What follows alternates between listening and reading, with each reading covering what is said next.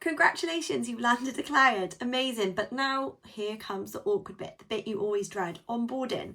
So you've got the scattered messages, you've got messages on WhatsApp, you've got bits on email, they've sent you over some assets over here, they've let you know their branding colours in the WhatsApp, they haven't added you to any of their social accounts, you don't know their client avatar, and you're having to pry the information out of your clients. If you're a social media manager working with monthly management clients, having a clear onboarding workflow is essential. Having a clear process. It helps you stay organised, sets boundaries with new clients, and gives your clients that professional client experience from day one, which they'll rave about to their friends.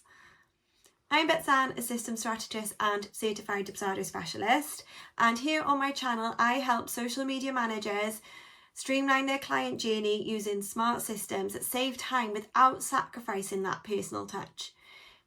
Watch my videos on how to automate your inquiry workflow and how to set up a payment workflow within Dubsado. This video is the next step. Once someone signs on, pays, onboarding begins, and this is where most people start to feel overwhelmed. Today I'm walking you through how to set up an onboarding workflow inside Dubsado, from the welcome email and client portal setup to timelines, tools, and what info to collect so you can get started smoothly. Let's walk through what to include, how to automate it, and how to set it up in Dubsado. Let's dive in. First step in the workflow is to change the project status. So this is set to change project status immediately after workflow started. So the status that it's going to be changed to is onboarding. So this workflow is going to be triggered after your client has made their first payment and has also signed their contract. So they're going to do those things, and then this workflow is automatically going to trigger. So it'll go in and it will go to onboarding just to keep your leads all organized. Then I've got activate portal immediately after all previous actions completed. So this activates their client portal. If you want to set a password, you will need to go in and manually add the password. Then my privacy policy, which I've uploaded as a PDF to Dubsado, it only adds to the portal. So you can upload PDFs as forms under questionnaires. So I've got this set as apply to portal, just so when they go in their client portal, there's the privacy policy, they've got their contract in there already, invoices will be in there, any schedulers, things like that. Then it sends an appointment scheduler for, I've got it called as an intake call. You can call this a strategy call, an onboarding call, whatever wording you like. So it sends the scheduler. It's also the welcome email. So I'll show you now. So we have in this email a welcome, check out your welcome guide. This is a really good way to set your boundaries with new clients, give them all the information that they need to get started with you, how things are going to work. So you could include things like how you're going to communicate, your reply time, is it going to be on Slack, is it going to be on a different channel, however you communicate with your clients, your working hours, your out of office protocol, so what happens when you go on holiday, things like that. Next steps overview, what's going to happen in the next few days, weeks for the lead up, the onboarding process, what needs to get done by them, what you're going to get done, their strategy and things like that. After they've booked their call, they're going to receive a form just so they know everything that's going on. Timelines for content and approvals, timeline for when you're actually going to start posting their content, because we all know it doesn't start happening the next day after they've paid. You should have gone over this with them on the discovery call, but again, I would have it in the welcome guide just so that it's just reiterated to the client so they're really clear on what's going on. You'll have how they will approve their content, the content approval process, what tools they'll be using, what they need to add you as a user to, for example, Meta Business Suite or their socials. You can add video walkthroughs of this. You can add these, either link them in the welcome guide, or you can actually embed them in your onboarding form on Dubsado if you'd like. If they have their welcome guide and onboarding form before the onboarding call, you can go through anything they're really stuck on the call with them themselves. Client responsibilities, if they need to provide you with any like pictures, videos, any content, what that they need to fill in their intake form so you know their ideal clients think so you can get started with their strategy.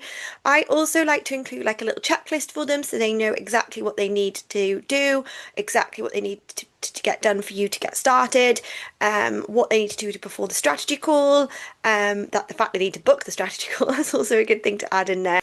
Just make sure you make things super, super clear for the client so that they're not getting overwhelmed and don't know where to get started.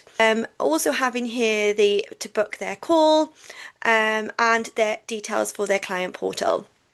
So you cannot send together in an email in Dubsado. You can't send add the form and the scheduler in the same email. I also like to split it up a little bit for the client so it's not a bit overwhelming, so it's like drip fed them a little bit so they're not like, oh my god, I need to fill this form in and I need to schedule this and I need to look at this. So it's just like not a lot of information, like information overkill really. So as you can't send a form and a scheduler together in a email within Dubsado, I actually link my welcome guide as a Canva view link.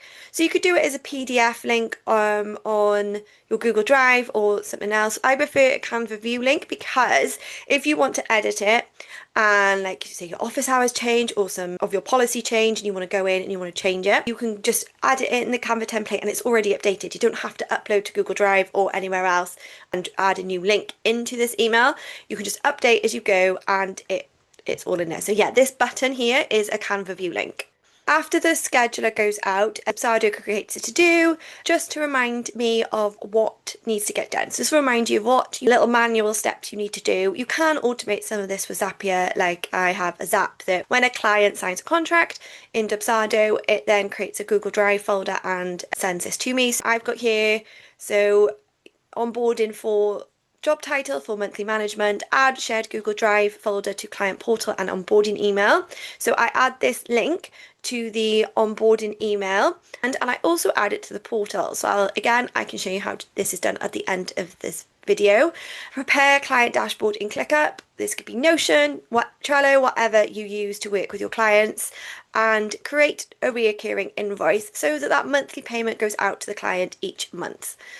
So again, I'll show you how to create recurring invoices at the end of the video. So once I've ticked off this to do, this is the email that the Google Drive link will go into. So that's why it is set to approve. So once the client has booked their call, an email goes out with their intake form or onboarding form, whatever you like to call it. So this is their form that goes out. So in this email, they've got their form and they've got access to their Google Drive folder. And if you use something like LastPass, you can talk about that here, give some PDF instructions. So with the onboarding forms, if yours is quite long, if you're asking things like their branding, their target audience, tone of voice, past marketing efforts, their client avatar, you could add in questions. If they don't have a client avatar, you can add in questions to find out what that is. Forms can end up being quite long, but in Dubsado, the client can save as they go and like dip in and out of the form and it'll save as a draft. So then when they're ready to submit it, they can just go in and submit it. So again, with the welcome guide, I like to include like the information that they need to provide to gather together for the intake form. So they've got a few bits and bobs ready to go. So it's not so overwhelming for them when they go in. After this intake form has been sent out, it changes the project status. So change project status to intake call booked. So within your project dashboard, you can see where the client is within the process. I then have a form reminder. So send form intake form if intake form is not completed in 5 days. So this is just a, hey, you haven't filled in your intake form yet. This needs to be done 7 days before our onboarding call, just so I can review before we go through your strategy. You can include more than one reminder if you preferred, but totally up to you. When you do a form reminder, you need to make sure it is send form. So send form rather than send email. Otherwise, form smart field it'll be blank. So they'll have, here's your link, and then there's no link. So you need to make sure when you do form reminders that they are send form and not send email. So then I've got, after they filled in the form, email goes out and it's just like, hey, thank you for filling in the form. I really look forward to our intake call.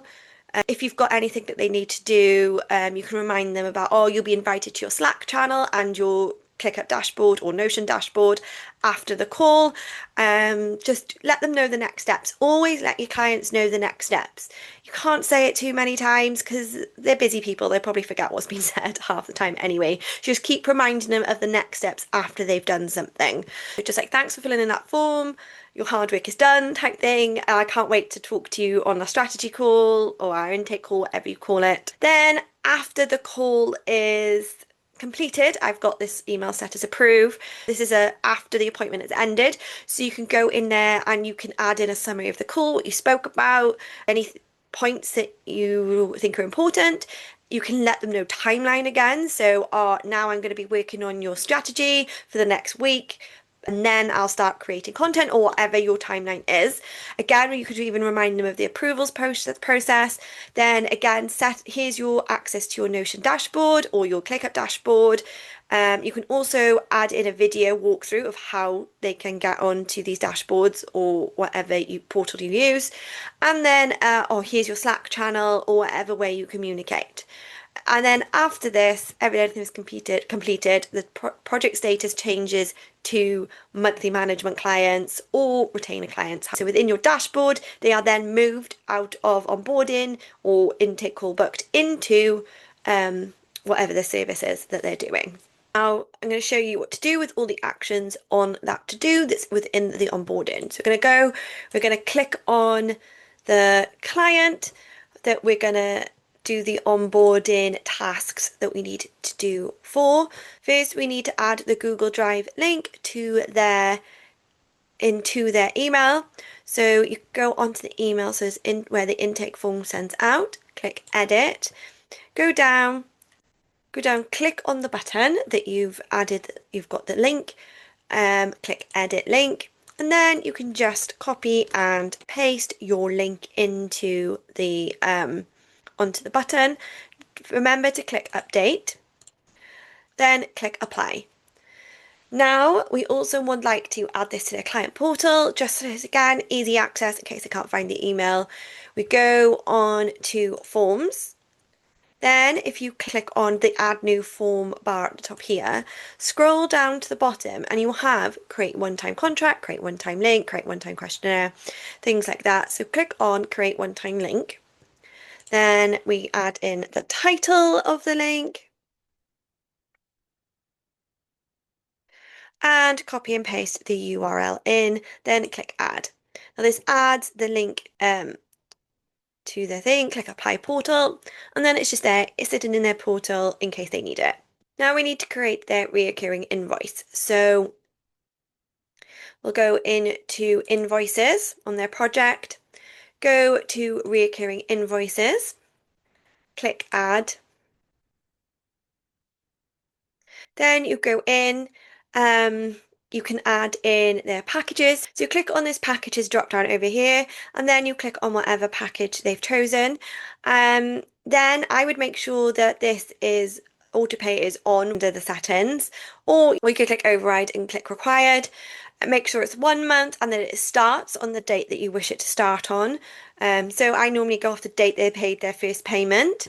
You can add a title here of monthly management. So you've added a title, and then go in and make sure to add a payment plan. I add the pay in full payment plan, so obviously they're paying in full. Just in case they don't pay or their auto pay fails, it will automatically then send out payment reminders just to give them a bit of a nudge about paying. And then you click start reoccurrence, and that starts the reoccurring invoice for your client. And that's your onboarding workflow done. The smart way, all automated, and a clear process with Dubsado. If you'd like to automate your inquiry process, if you haven't already, you can grab my free Dubsado discovery call template. I'll link it in the comments below. I also have a shop with one-click Dubsado templates, lead captures, proposals, and onboarding questionnaires, which you can add to your Dubsado account with just one click. I'll link the template shop in the comments below. Don't forget to like this video if it helped, and subscribe if you want more Dubsado tips just like this. Thanks for watching, and I'll see you again soon.